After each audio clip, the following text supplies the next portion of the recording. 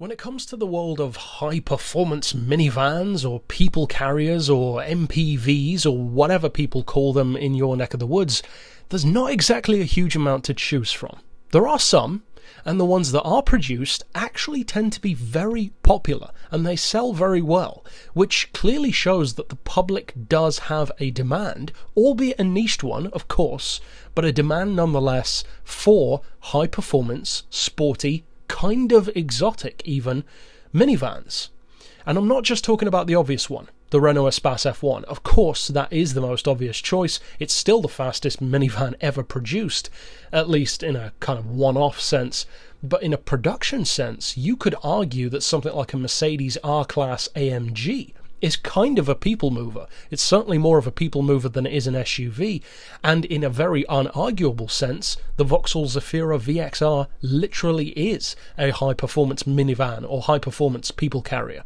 That is not arguable, and it's one of the quickest out there. Likewise, with its predecessor, a car which I actually like even more, the previous generation Zafira GSI, with around 200 horsepower, kind of the Honda Integra of minivans.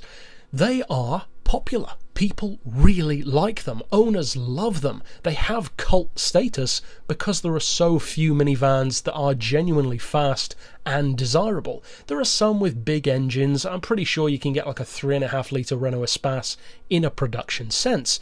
But it's not exactly quick. It's just got uphill power or a bit of overtaking power. It's not fast in a traditional sense.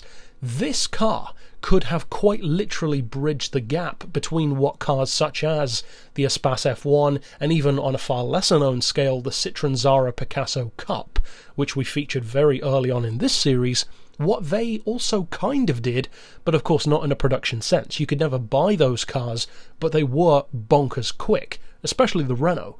This one could have reached production, and unfortunately it didn't. Even more unfortunately, it wasn't even intended to, which is a real shame because it makes you think, well, if the company and the designers behind it had no intention right from the start of producing it, why did you even bother to do it? That seems like such a waste of time. Even if it's just a promotion for the brand, if the brand doesn't even offer that product, it's a very strange kind of clickbaity way of marketing. And it predates YouTube by a couple of decades, because this car, the Lamborghini Genesis, or more technically the Bertone Genesis, but it's often referred to as a Lamborghini for reasons that we'll get into in a second, is one such car. Now, it was a concept vehicle, I mean, you'd never guess, right? Produced in 1988 and presented in that same year at the Turin Motor Show. And the reason why it's commonly linked between Bertone and Lamborghini is fairly obvious. Designed by Bertone, uses Lamborghini parts.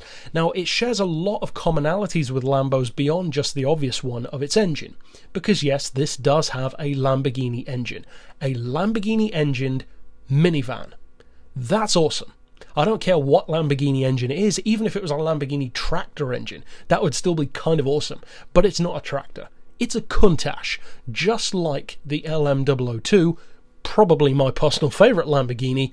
This car has that same 5.2 litre, 455 horsepower, 6 Weber carbureted V12. Now, it's front mounted, which might be surprising. You could quite easily envision this as being a mid-engine car in some weird Nissan Serena kind of way, but no, it's a front-engine rear-wheel drive vehicle, and unfortunately it comes from the Chrysler era of Lamborghini, so it has a 3-speed automatic gearbox with gearing that is way too long for its own good, and when you couple that with the fact that it weighs 1,800 kilos, which is 1.8 metric tons, or for our American friends, about 4,000 pounds, it wasn't exactly quick. However, it wasn't quick against a Countach. For a minivan, it was real quick, and even by today's standards, it could easily outrun the best that pretty much most companies have to offer when it comes to that kind of thing. Easily on par with the Zafira, if not quicker, maybe not on the same level as the Mercedes R-Class AMG, but that's a much newer car with a gearbox that actually works, so can you blame it? Now, as far as design goes, I personally think this is a very intriguing car. It's a weird one because I'm a huge fan of it, but I think I'm a fan of this vehicle more so because of the thought behind it, and the kind of car that it is, rather than the actual way it looks. Because I wouldn't say it's a particularly pretty car, but I do think it has an intriguing design. The back end is actually, funnily enough, very reminiscent of the modern-day Chrysler Delta. Again, similar connections there. Italian design, Chrysler oversight. Interesting. The front end is kind of unique, but also similar to other Bertones of the time, and very dated. You can see its age for sure. It has gull-wing doors. The rear doors are sliding, typical minivan fare, but the front ones are very, very large gull-wings that are basically the whole front end of the vehicle. So technically they're more like beetle wing doors rather than gull-wing, which I think is actually, again, pretty cool. And once again, of course, how could I forget, but somehow I did, Tesla does offer a similar vehicle in, again, kind of a minivan sense, and that one is pretty much the fastest one out there on a production scale.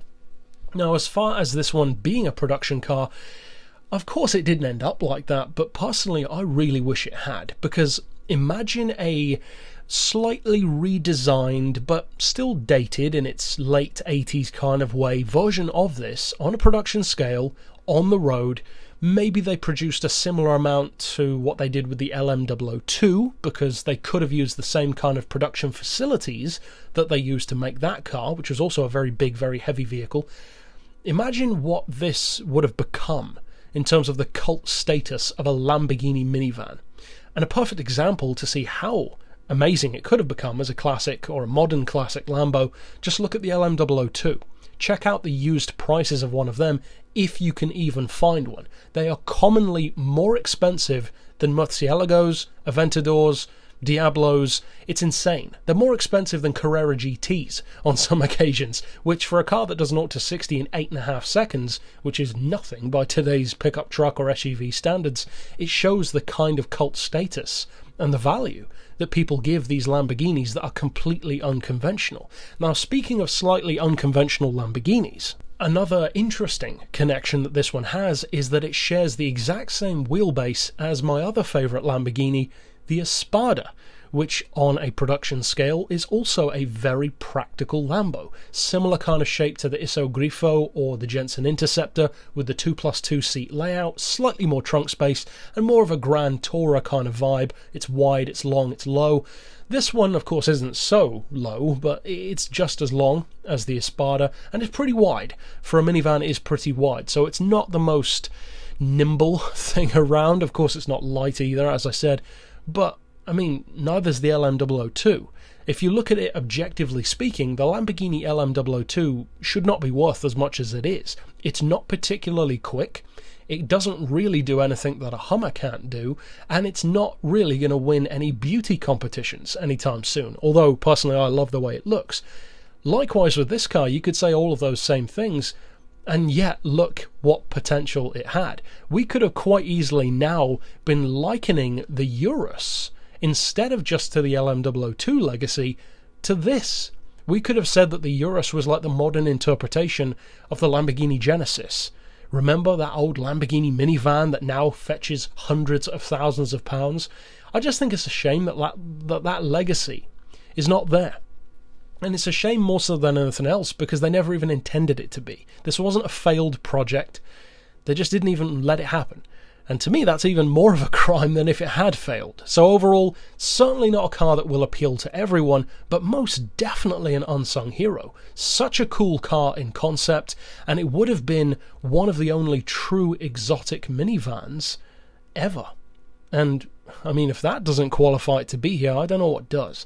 But that's it overall for this pick. Of course, you can click here on screen to see all of the other episodes in this series. And for now, as always, thanks for watching.